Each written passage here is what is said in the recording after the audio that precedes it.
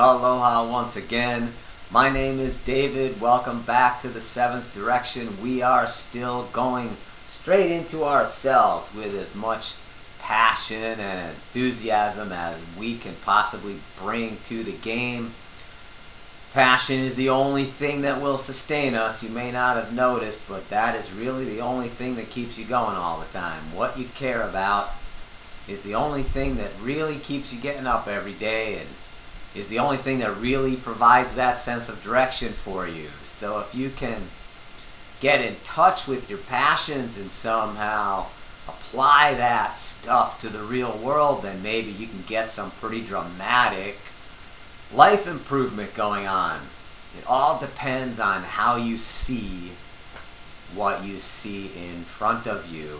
That is the power of changing your point of view. What Castaneda called the assemblage point, our little floating eye spot of energy that sits on the luminous egg, the glowing ball of light that the Central American sorcerers known as the Yaqui visualize all of us as being. That is what Castaneda taught in all of his works. The key to that was the assemblage point, what we're calling our point of view. It's the lens through which we process everything that happens to us. One of the most important things that we can make sure that we practice is the idea contained in the second agreement or third agreement, or the order of these agreements is not relevant. One of the 4 agreements from Don Miguel Ruiz out of Toltec wisdom that we try to base our lives around.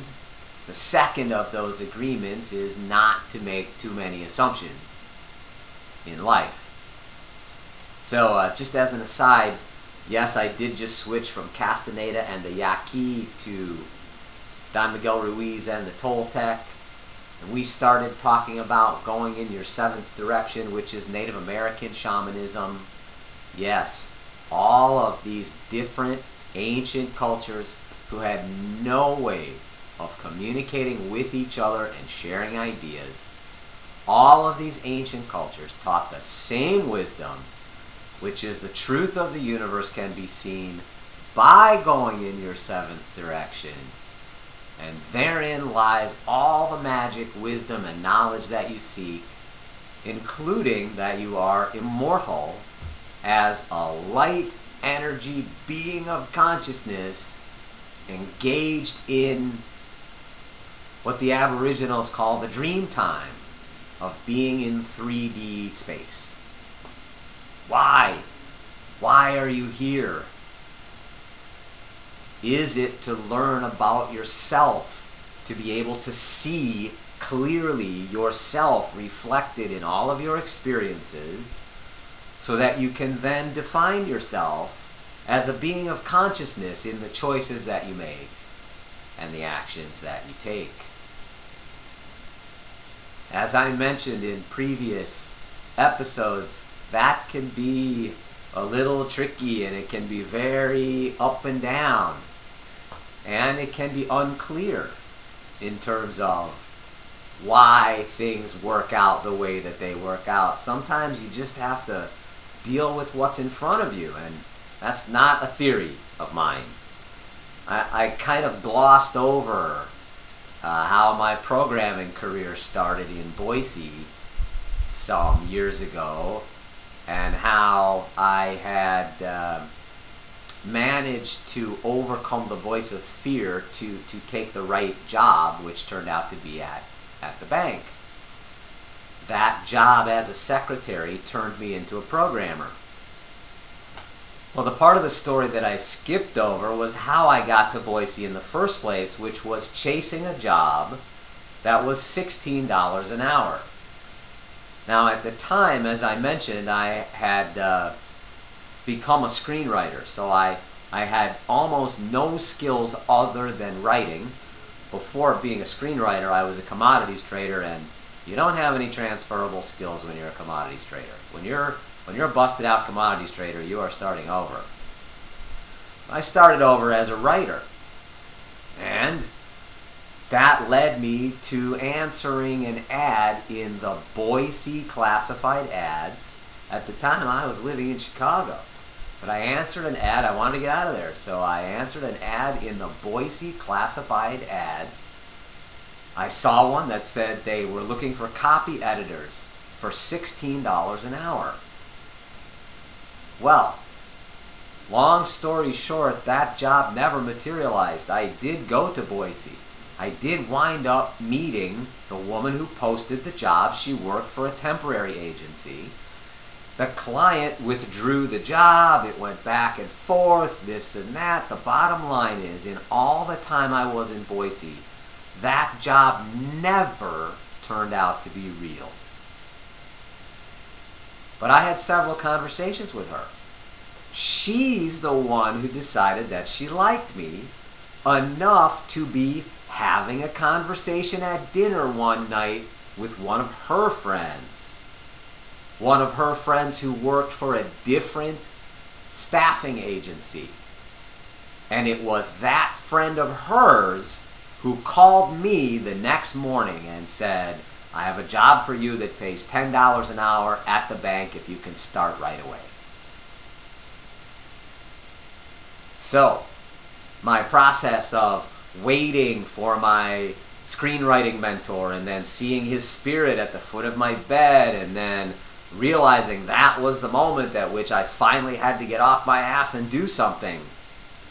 Then engaging in the process of figuring out what was the correct direction and letting my principles just sort of sit on top of that and guide me in the right way. Well, that $10 an hour job didn't have to be the answer to everything in my life. That $10 an hour job could have been just a $10 an hour job, because remember, one of the things I discussed was how because I could accomplish that job in its entirety in only half the day, it left me the other half of the day to be able to educate myself on someone else's dime. And that education that continues to this day, I still teach myself new programming skills almost every week. With the way technology is, you have to be able to stay on top of things and stay employable. It's a fascinating internal exercise in making sure you stay flexible and pliable and open to change, even if you are feeling, quote, successful where you are. So the point of my story about Boise was I went there for one reason. That reason never worked out at all. And I'm glad it didn't, because if it had, I never would have gone to the bank. I never would have wound up as a programmer, and programming pays much, much, much more than $16 an hour. It pays much more than editing. It pays much more than writing. Software turned out to be the thing that fed my ability to do so many of the other things that I like to do in life. So the fact that that script did not work out exactly the way that I wanted it to at the time turned out to be the best possible outcome. Because once I got into the situation, I just applied myself and my principles. I was the best secretary I could be. I didn't assume nothing could ever come from that job. I didn't take my failure personally. I realized that's it. Here I am. I'm not a commodities trader anymore. I have to be willing to fully accept my new identity to be able to start over.